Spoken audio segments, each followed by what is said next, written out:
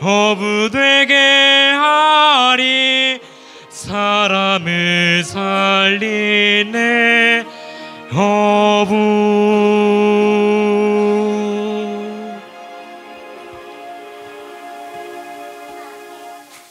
사람을 살리는 어부.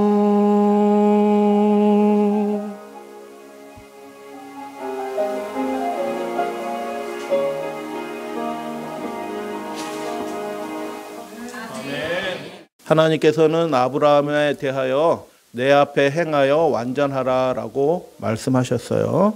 그래서 아브라함의 축복을 받는 모든 사람은 하나님 앞에서 아브라함이 들었던 동일한 명령을 받는 사람이에요. 아브라함의 자녀로서 하늘을 상속받는 하나님의 자녀들은 하나님 앞에서 아브라함과 함께 내 앞에 행하여 완전하라라는 명령을 받는 사람들이에요. 그래서 오늘은 완전과 율법이라는 제목으로 두 종류의 완전으로 구분해서 말씀을 좀 드리도록 하겠습니다. 그리스도 안에 있는 사람, 거듭난 신자는, 그리고 그분의 완전한 자녀의 생애는 위선 없음, 착실함, 성실함, 일편단심, 무결함, 그리고 다른 무엇보다도 하나님을 사랑함으로 그의 생애가 드러날 것입니다. 완전을 요구받고 있어요. 하나님의 은혜에 의해서 우리가 구원받습니다. 할렐루야 아멘. 그러나 우리가 하나님의 은총을 받으려고 그분의 율법에 순종하는 것은 아니에요. 하나님의 은혜는 우리 심령 안에서 역사하여 우리의 삶에 진실한 반응이 일어나도록 합니다. 그렇기 때문에 그 진실한 반응이 무엇으로 나타나느냐? 하나님의 명령에 순종하는 것으로 나타나고요. 그 삶의 증거가 실제적인 삶을 통하여, 행위를 통하여 증거되고 나타난다라는 것입니다. 그래서 오늘은 5가지 질문을 함께 살펴볼 거예요. 아무리 성령에 민감한 사람이라고 할지라도 알지 못하고 우리가 범죄할 수 있어요 라고 질문을 할 수 있습니다. 또 완전하라라고 얘기했는데 우리 실수하잖아요 라는 그런 질문이에요. 맞습니다. 그래서 하나님이 주신 율법을 주의하여 정확히 살펴보라고 권면하는 것입니다. 우리가 실수하지 않기 위해서 그렇게 살펴보고 주의하라라고, 행할 것을 주의하라라고 바울이 그렇게 말씀했죠. 율법은 자신을 비추는 거룩한 거울이에요. 얼굴에 뭐가 묻었는지 모르고 밖에 나갈 수는 없잖아요. 그렇게 살아가서는 안 되죠. 그래서 자신의 모습을 비추는 거룩한 거울이고 우리 속사람을 비추는 내적인 렌즈입니다. 또한 율법은 하나님이 그분의 뜻을 드러내신 일종의 계시입니다. 너 이렇게 살기를 바래, 이런 것을 기뻐해 라고 하신다는 그런 하나님의 뜻에 대한 계시다라는 것입니다. 그래서 만일 그가 자기 주인의 뜻을 이해하지 못한다면 어떻게 그것을 성취하기 위해서 애쓰고 노력하고 하나님을 섬길 수 있겠습니까? 자기 주인의 뜻을 이해하는 것으로부터 그것이 출발할 것이에요. 그래서 우리의 무지가 책무를 해제하지 않습니다. 왜냐하면 우리가 하나님의 율법을 알든지 알지 못하든지 간에 하나님께서 알도록 하셔요. 하나님은 살아계신 분이기 때문에 알도록 하시는데 설상 그 단계에서 모른다고 할지라도 그것은 여전히 하나님의 율법은 우리를 구속합니다. 또한 우리에게는 율법을 행할 의무가 있을 뿐 아니라 우리가 율법을 알지 못할 때는 그것에 대하여 무지하지 않고 하나님의 뜻이 무엇인지 그분의 자녀라면 아버지가 뭘 기뻐하시는지 알기 위하여 노력해야 할 그 이상, 순종의 이상, 그 이상의 의무가 있습니다. 그래서 심판의 날 우리는 우리의 무지를 변명하지 못할 것입니다. 왜냐하면 하나님을 알도록 하셨기 때문입니다. 하나님의 율법을 통해 나타난 그분의 뜻을 열심히 엄중하게 살피는 것이 자녀된 의무입니다. 그래서 무지는 일종의 의무 태만이에요. 실수와 잘못할 수 있습니다. 하나님의 온전한 자녀일지라도. 아브라함도 실수해요. 그렇지만 실수와 잘못을 당연한 것으로 생각하지는 말아야 된다. 자, 2번째 질문은 이것입니다. 사람은 하나님의 법에 완전히 순종할 수 없다. 바울도 비슷한 말을 하지 않았나요? 이렇게 생각할 수 있어요. 앞에서 이런 질문을 지난 시간에 다루었습니다. 사람이 죄를 짓지 않고 살 수 없지 않나요? 라는 질문과 같은 질문입니다.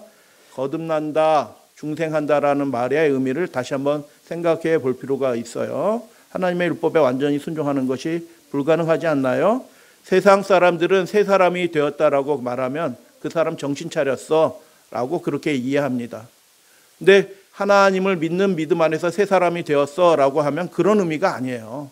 세상적인 그런 의미가 아니라 하나님 안에서 다시 태어난다는 것이고 성령께서 우리 마음에 들어오셔서 왕으로 통치를 시작한다는 뜻입니다. 전능하신 분이 통치를 시작한다는 그런 의미죠. 따라서 하나님의 은혜, 하나님의 사랑, 하나님을 믿는 그 믿음은 결코 유약하지 않습니다. 왕이신 분이 통치하시는 것이기 때문에 하나님과 연결된 것이기 때문에 그렇습니다. 그래서 먼저 분명히 알아야 될 것은 인간의 삶에 죄가 침입함으로 어떤 무능력, 우리 무능력하잖아요. 우리의 마음을 우리가 스스로 어떻게 할 수 없다라는 것을 고백합니다. 그럴지라도 인간이 가진 하나님께 대한 책임은 없어지지 않는다는 것이에요. 그래서 그 문제를 우리의 연약함, 무능력의 문제를 해결함을 받도록 하나님께서 은혜를 베풀어 주셔요. 왜냐하면 십계명은 모든 그리스도인에게, 잘 들으셔요. 십계명은 성경을 다 몰라도 십계명의 그 의미만 깨달아도 하나님의 백성으로 간주될 거예요. 십계명은 모든 그리스도인에게 세상 마지막 날까지 구속력을 갖습니다라고 그렇게 말합니다. 모든 하나님의 백성들에게 그 삶의 의무를 지정하는 것이 십계명이다라고 그렇게 말합니다. 그래서 중생 또는 거듭남을 인간적인 결심으로 생각하면 안 되는 것이죠. 그것은 성령의 임재에 굴복하는 것이고 하나님의 사랑에 대한 전적인 방향 전환이고 성화의 생애의 지속입니다. 베드로후서 3장 14절 주 앞에서 하나님 앞에서 점도 없고 흠도 없고 평강 가운데 나타나기를 뭐하라고요? 힘쓰라라고 얘기하는 것입니다. 온 힘을 다해서 그렇게 하도록 선택하고 노력할 거룩한 책무와 의무가 그리스도인 하나님의 자녀들에게 주어져 있다. 특권이다. 하나님이 그 일을 도우신다라고 말씀하시며 성령을 통하여 실제로 거룩하고 흠이 없게 하시는 분이시다라고 바울은 그렇게 얘기하는 것입니다. 믿음에 대해서 이야기하는 바울이 하나님께서 실제로 우리의 생애를 거룩하게 하고 흠이 없다는 얘기는 무슨 뜻이냐면 완전하게 하신다라는 뜻이에요. 명목상으로 완전하게 한다는 뜻이 아니라 실제로 거룩한 영의 능력을 통해서 그 사람을 하나님 앞에서 온전하게 완전하게 하시는 분이 계시다. 그래서 하나님의 사랑은 그분의 능력이지 순종하기를 주저하는 사람들에게 주는 일종의 사탕 발림이 아니다. 그래서 무디의 유명한 글에서 이런 글이 있어요. 하나님이 사랑이시라면 하나님은 당신의 성령을, 하나님은입니다. 하나님은 당신의 성령을 널리 감화시킬 것이며 당신의 법을 성취할 수 있게 할 것입니다 라고 그렇게 말합니다.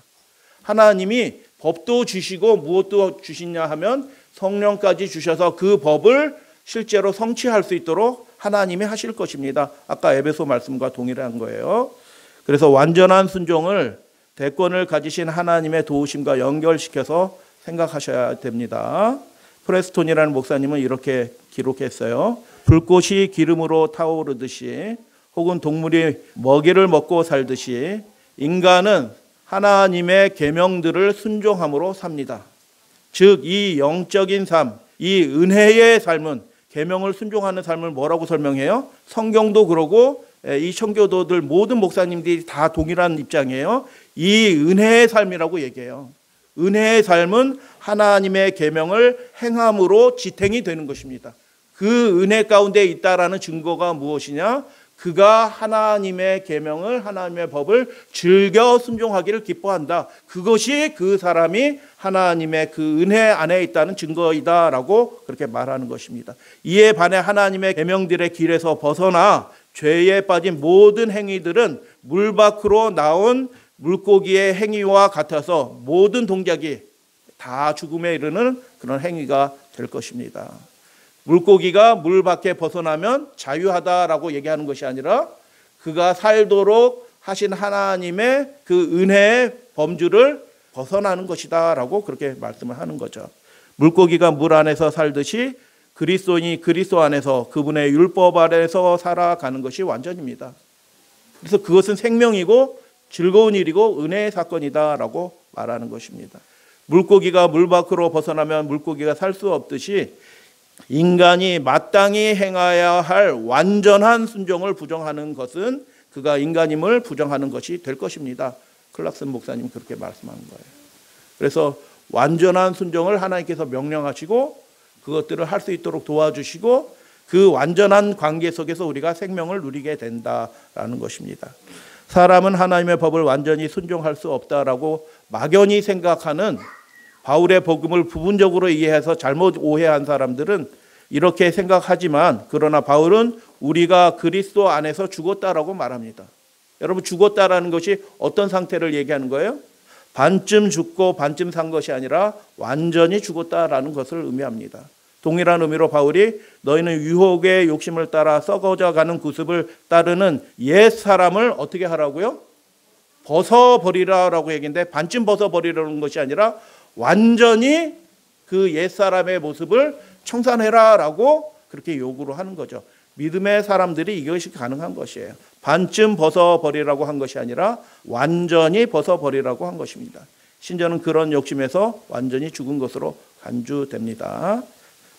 그래서 세 번째 질문은 이렇게 질문을 하게 되죠. 하나님은 은혜로우신 분이시잖아요. 우리가 완전하지 않아도 하나님이 받아주시지 않나요? 은혜 안에서 받아주시지 않나요? 맞아요. 근데 그 완전이라는 개념을 잘 이해하셔야 돼요. 그래서 완전에 관련하여 두 가지 것을 이해해야 됩니다. 첫 번째는 완전에 두 가지 종류가 있다는 뜻이고요. 두 번째는 그 하나님 앞에 받아들여지는 은혜로 받아들여지는 거예요. 은혜로 받아들여지는 그 하나님의 자녀의 진실함이 무엇인지 이해하셔야 됩니다. 완전의 두 종류가 있다. 복음전 완전이 있고 절대적인 완전이 있다. 절대적인 완전은 정도의 완전이에요. 그런 존재는 아무도 없어요. 자기 의로 구원받을 수 있는 사람은 아무도 없다라는 그런 뜻이에요.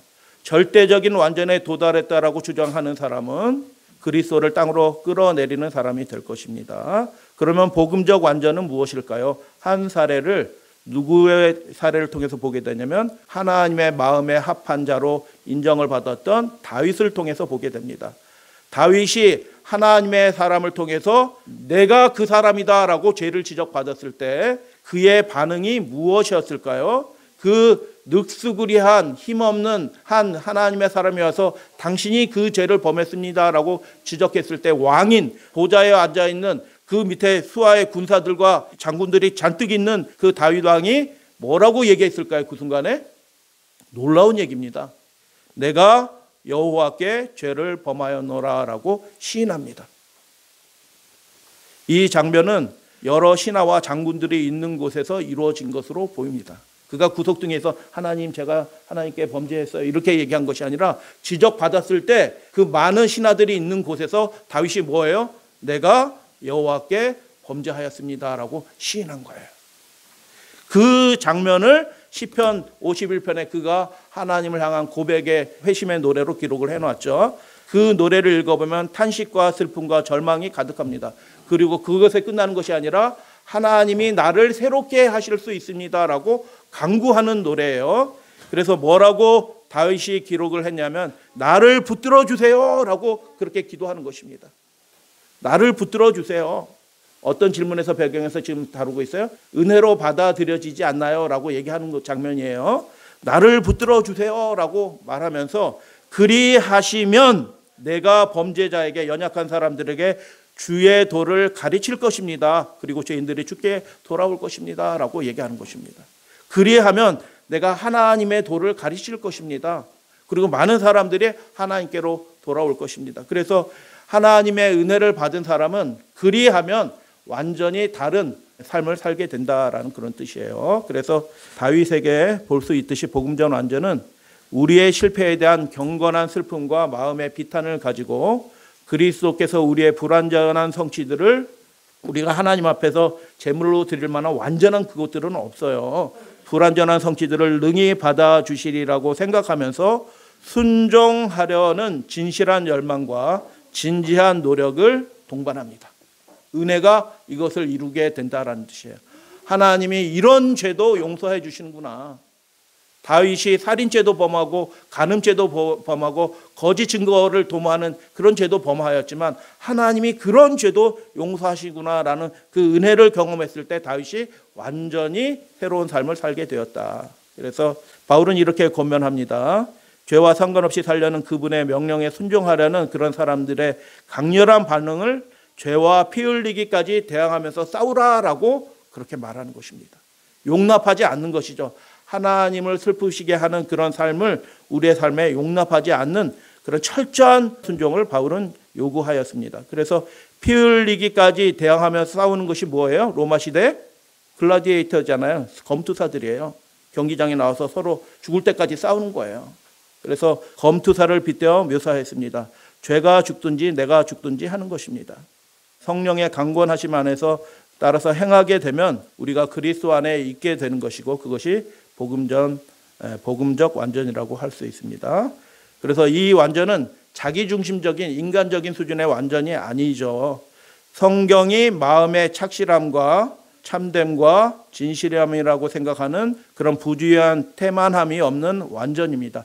열심히 자기를 살피고 하나님의 뜻을 구하고 그분의 뜻에 일치되게 살려고 애쓰고 자신을 내어드리는 그런 완전이다.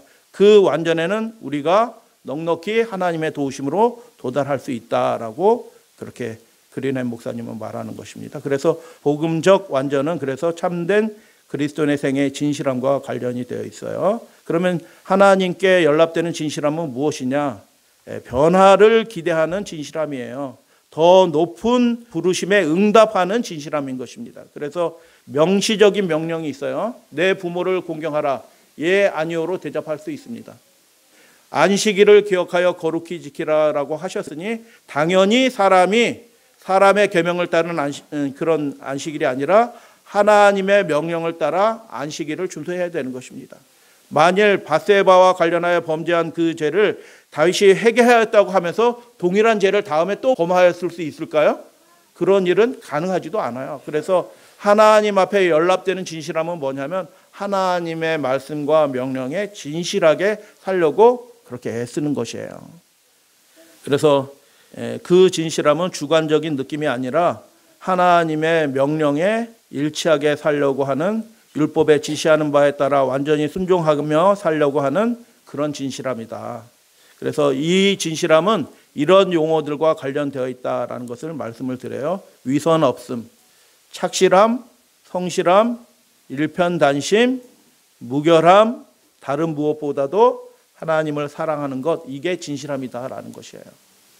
그래서 하나님 앞에서 철저하게 충성됨이 그것이 하나님 앞에 연락되는 그 행위 자체가 완전하지 않을 수도 있어요. 그 생애 전체로 보게 될 때. 그러나 하나님 앞에 감추어진 바 되기를 원하면서 자기의 생애를 이렇게 철저하게 신실하게 하나님 앞에 내어드리는 그것이 진실함이다라고 말씀을 드리고 그것이 완전으로 연락되는 것이다라는 것입니다.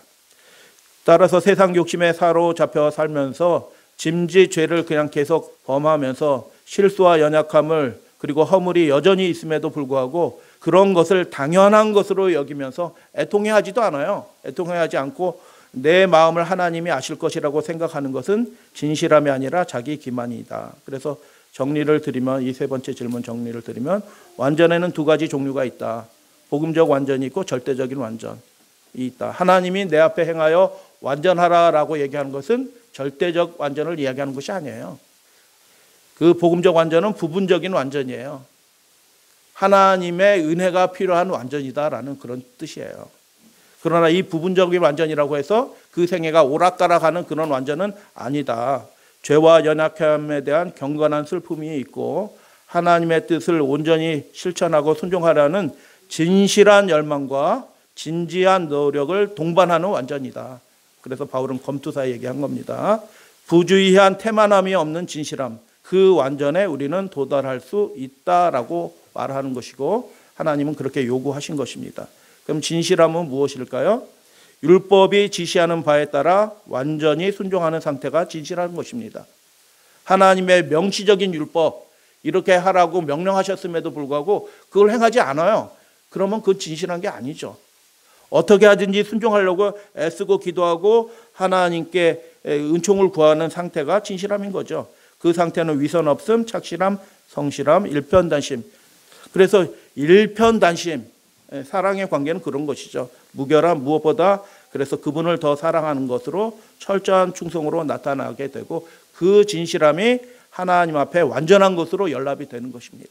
예수 그리스도 안에서 완전한 순종을 강조하며 율법주의라고 생각하시는 분들이 종종 있어요. 왜 이런 오해가 생겨나냐면 완전한 순종을 무의식적으로 칭의와 연결시키는 것입니다. 의롭게 되기 위하여 우리가 완전하게 무엇을 행해야 된다는 것으로 연결 잘못시켜 놓은 거예요.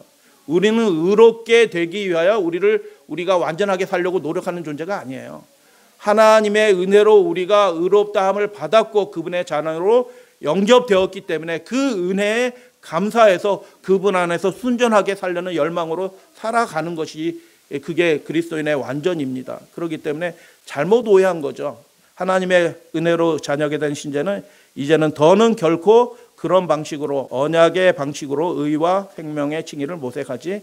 이것들이 모든 청교도 저자들의 결론이고요. 온전히 하나님의 말씀을 사모하고 받아들이는 모든 그리스도인은 다 이것을 고백합니다. 그래서 오해하시는 분들이 많이 계셔요. 놀라운 은혜로 하늘 왕이신 분의 자녀가 되었으니 그에 걸맞는 하늘 왕가의 자녀의 기쁨을 가지고 살아가는 것입니다. 그래서 고상함이 율법의 순종함을 통하여 이루어질 것이고 하늘 율법은 하나님의 율법은 그래서 하늘 왕가의 법도가 되는 것이죠. 마지막 질문은 이것입니다. 완전한 순종, 엄격한 순종을 요구하시면 우리의 생애에 하나님의 자녀로서 기쁠까요? 기쁠까요? 라는 질문이에요. 그런데 많은 분들이 하나님의 명령한 율법에 하나님께서 명령한 율법에 대한 순종을 의무를 속박으로 여깁니다. 참 슬픈 일이에요. 하나님이 우리에게 요구하신 것은 우리의 행복을 위해서 명령하시는 거예요. 우리가 살도록 명령하신 것이고요. 우리와 하나님과의 온전한 관계를 통해서 그분이 해주실 수 있는 최고의 것을 해주시기 위해서 요구한 것인데 그걸 자꾸 인간적으로 생각해서 온전한 순종을 의무를 속박으로 여기도록 그렇게 잘못 가르치고 있어요. 이것은 잘못된 편견입니다. 그리고 매우 오래된 선입견이에요. 왜 그럴까요? 왜 오래된 선입견이에요? 이 말에 똑같은 말을 누가 하냐면 에덴 동산에서 마귀 사탄 그 뱀이 하와에게 했던 말과 동일한 방식이에요. 에덴 동산에 나무의 모든 실과를 먹지 말라 하시더냐?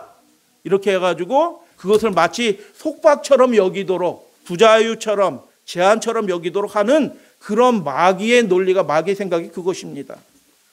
그래서 우리의 신분이 이중적인 신분이라고 말씀을 드렸어요.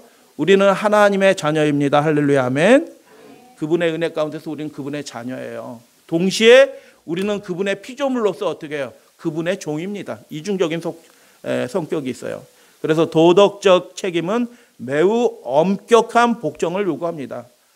예스와 노밖에 없어요. 도덕적인 그 명령은. 하나님께 대한 우리의 순종은 비록 기꺼이 순종한다는 점에서 아들의 순종이어야 합니다.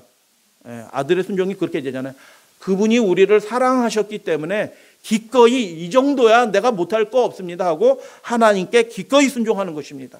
그게 아들의 순종이에요. 그러나 동시에 이중적인 신분이 있다고 그랬죠. 우리는 그분의 지으신 존재로 피조물로서 그분을 왕으로서 대권을 가지신 분으로 우리가 종으로 그분을 섬겨요. 그래서 복종에 대한 엄한 책임이라는 점에서 그것은 역시 종의 순종인 이중적인 것입니다. 그래서 예수님께서는 신자의 생애를 그분 주인이 다시 돌아오는 것을 기다리는 아들이 아니라 종의 비유를 통해서 종종 말씀하셨어요. 그래서 우리는 그분의 아들, 자녀이면서 동시에 뭐예요? 그분의 종인 겁니다. 그래서 여러분, 종의 순종이 기쁨이 없을까요? 있을까요? 자녀의 순종은 기쁜다고 쳐요. 기꺼이 순종하는 자녀의 순종, 아버지를 사랑해서 하는 순종이니까 기쁘게 순종해요. 그러면 종으로서 내가 그분의 명령에 순종해야지 하고 하는 순종에 기쁨이 있을까요? 없을까요? 당연히 있습니다. 여러분 회사 생활하시는 분들은 아실 거예요. 내가 월급 받기 때문에 그 일을 해요. 근데 그 일들을 잘 해내요. 그러면 사장이 칭찬하지 않더라도 그 일들이 잘 된 것을 보고 온전하게 잘 이루어진 걸 보고 기쁨이 있어요. 동의하시나요? 저는 예전에 그 건축학과 한 교수님이 우리나라에서 빌딩 설계 뭐 1인자인 설계 교수님이 있으셨어요. 그분이 이렇게 가르치는데 빌딩 설계하면서 자기가 설계한 빌딩 앞에 가가지고 사람들이 막 지나가는데 쳐다보고 있다는 거예요. 무슨 뜻이에요? 만족스러운 거예요. 만족스러운 거. 야, 어떻게 이렇게 잘났냐. 뭐가 있어요? 기쁨이 있어요, 여러분. 하나님의 뜻이 우리의 삶에 이루어지는, 비록 우리의 종으로서 하나님의 피조물로서 이렇게 순종할지라고 해도, 엄격한 순종할지라도 그 하나님의 즐거운 뜻이 이루어지게 될 때 그의 생에 거룩한 기쁨이 생겨납니다. 믿으시게 되길 바랍니다. 그래서 예수님이 신자의 생애를 뭘로 비유하셨다고요? 종종 주인을 기다리는 종의 모습으로, 신실한 종의 모습으로 비유를 하셨어요. 그래서 거듭나지 않은 못한 사람들은 본성적으로 율법에 순종하는 것을 저항해요. 그러나 거듭난 사람은 그 반대이죠. 순종하는 것을 기뻐하게 됩니다. 할렐루야, 아멘. 왜 순종하는 것을 기뻐하게 될까요? 하나님이 친히 이렇게 기록해 주셨어요. 출애굽기 20장. 나를 사랑하고 내 계명을 지키는 자에게 천대까지 은혜를 베푸느니라. 하나님과 완전히 밀접한 관계에 들어가게 되는 것입니다. 그 좋으신 분과 함께 동행하는 삶을 살아요. 그분의 임재를 경험해요. 그 인생이 어찌 행복해지지 않을 수가 있겠습니까? 그 인생이 어찌 기뻐하게 되지 않을 수 있게 되겠습니까? 그래서 순종을, 그분의 뜻에 온전히 순종하는 것을 기뻐하게 될 것이다 라고 하나님이 직접 말씀하신 거예요. 여기에서 계명은 10계명이에요. 10계명. 그래서 네 번째 계명 뭐라고요? 안식일을 기억하여 거룩히 지키라 라고 하나님이 명령하셨고, 그 말씀대로 지키게 되면 반드시 기쁨이 옵니다. 여러분 그거 믿으시게 되길 바랍니다. 하나님께 헌신하는 일을 통하여 신령한 축복이 이르러 온다는 것을 우리 모든 믿음의 가족들이 대대로 경험하시는 복된 가정이 되시기를 당부드려요. 그래서 천대까지라는 것은 하나님이 영원히 이 원칙을, 이 방식을 고수하신다라는 것입니다. 하나님이신 분이 원칙으로 삼으셨어요. 이걸 무엇을 원칙으로 삼으셨다고요? 나를 사랑하고 내 계명을 지키는 자에게 하나님이 그분의 은혜를 최선을 다해서 그를 축복할 것이다 라고 하나님이 그렇게 원칙으로 삼으신 것입니다. 누가요? 세상보다 크신 전능하신 하나님이 그렇게 원칙으로 삼으신 거예요. 그래서 하나님 안에서 거듭난 사람은 그분의 계명, 그분의 명령, 그분이 주신 그 의무들을 즐거이 온전히 순종하는 사람이 된다라는 것입니다. 하나님의 계명을 지키는 자는 하나님의 임재를 경험하면서 살게 될 것이에요. 반드시 그렇게 됩니다. 그래서 아들로서 기쁨이 있고요, 종으로서도 기쁨을 누리게 되는 것입니다. 성경에서 의인이라고 직접 불려지던 사람이 있었는데 그 중에 한 사람이 다니엘이에요. 여러분 다니엘이 다니엘서 9장에서 기도문 중에서는 제일 긴 기도문일 거예요. 성경에서. 다니엘서 9장에서 뭐라고 기도해요? 하나님을 향하여? 크시고 두려워할 주 하나님. 하나님은 두려우신 분이에요. 왜 두려우신 분이에요? 그분은 아버지이시면서 동시에 하나님이시기 때문에 두려워하실 분이다. 그런데 뭐라고 얘기해요? 아까 다니엘의 이 기도문에 나온 이 말씀이 축자적으로 어디에 기록이 되어 있어요? 십계명에 기록이 되어 있는 말씀이에요. 다니엘이 지금 이스라엘 민족의 회복을 위해서 기도하고 있어요. 바벨론에서 이제 돌아갈 때가 되었다. 내후년이면 이제 돌아갈 때가 됐는데, 하늘나라로 약속한 예루살렘으로 돌아가게 됐는데 백성들은 준비가 하나도 안 돼 있어요. 하나님의 법도도 모르고 순종이 뭔지도 모르고 잃어버리고 살아가는 그때 다니엘이 대신하여 백성을 위하여 회개하면서 이렇게 기도한 것입니다. 주를 사랑하고 주의 계명을 지키는 자를 위하여 언약을 지키시고 그에게 인자를 베푸시는 하나님이시여라고 그렇게 기도합니다. 이게 출애굽기 20장에 나타나는 그 말씀 그대로잖아요. 십계명에 나타나는 그 말씀대로 그렇게 기도한 것이죠. 그리고 기도한 그 기도를 하나님이 받으시고 어떻게 해요? 채 2년도 안 돼서 이스라엘 백성이 그 거대한 물결이 그 바벨론에서 그 먼 나라 다시 예루살렘을 향하여 돌아가는 축복을 경험하게 되는 것입니다. 하나님은 말씀한 대로 하시는 분이셔요. 할렐루야, 아멘. 그 인자와 은혜를 경험하는 사람들은 어떤 사람들이냐? 주를 사랑하고 주님의 계명을 지키는 자들이 그분 안에서 완전하게 살아가는 사람들이에요. 그래서 결과적으로 하나님의 자녀들은 하나님의 율법을 즐거워하게 되고 더 온전한 순종을 하게 되고 더 온전한 순종을 하게 되면 더 하나님과 동행하게 되고 더 큰 기쁨을 누리게 되고 더 큰 기쁨을 누리게 되기 때문에 더 온전한 순종을 하게 되는 그런 상승 곡선을 겪게 되는 것입니다. 그게 완전한 생애의 모습이다. 그래서 거듭난 사람은 기쁘게 순종합니다. 처음에는 기쁘게 순종하지 못할 수 있지만 결과적으로 그렇게 돼요. 하나님의 뜻을 따라 기쁘게 순종하게 되고 단호한 결의를 가지고 그분의 율법에 순종하게 되는 것입니다. 따라서 어떤 사람이 하나님과의 관계를 회복했다는 최고의 증거는 하나님의 율법에 순종하는 것을 통해서 나타날 것이다. 참된 믿음은 순종을 통해서 나타난다. 구원에 이르는 믿음은 순종을 통해서 드러난다라고 그렇게 말씀을 하는 것이죠. 그분께서 명령하신 것들을 준수하는 이유가 무엇이냐? 그거 무엇이냐? 그분이 우리를 사랑하셨기 때문에 아멘. 당연히 그런 것이지만 기본적으로는 뭐냐 하면 그분이 하나님이시기 때문에 명령하신 분이 하나님이시기 때문에 그 권위를 받아들이는 거예요. 그래서 순종하는 거예요. 기본적으로는 거기서 출발하는 거예요. 사랑하기 때문에 더 잘하려는 마음이 생겨나긴 분명하게 하지만 기본적인 세팅은 그거예요. 그분이 하나님이시기 때문에 그 권위를 인정하기 때문에 우리가 순종하는 것입니다. 그래서 많은 분들이 그리스도의 완전에 대해서 오해합니다. 그래서 뭐 연약한 채로 대충 살아가는데도 하나님 안에 있다고 스스로 기만하고 착각하면서 살아가는 분들이 많이 있어요. 그래서 이런 오해한 질문들을 하게 되는데 순종에는 기쁨이 있다라는 것을 여러분 믿으시게 되길 바랍니다. 하나님이 명령하신 일을 순종하려고 하는 사람을 하나님께서 아셔요. 그리고 그 생애에 천대까지 은혜를 베풀어 주시는 하나님으로 그분이 언약하셨어요. 그렇기 때문에 완전한 그리스도인의 생애는 기쁨이 있다. 그래서 창세기 17장 1절에 하나님이 믿음의 조상 아브라함에게 명령하신 거예요. 다 같이 읽겠습니다. 시작.